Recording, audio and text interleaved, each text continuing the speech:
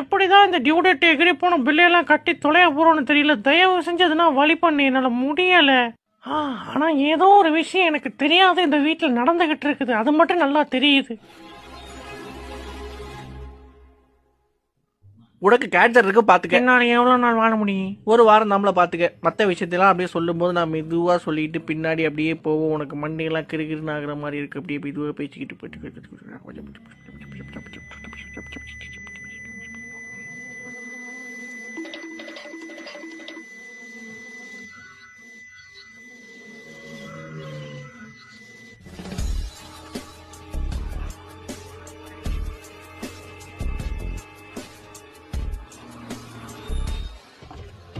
உனக்கு 50 வயசு இருக்குமா?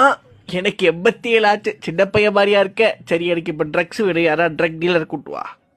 உங்களுக்கு இல்லாமலா எங்க ஊர் கவுன்சிலரு?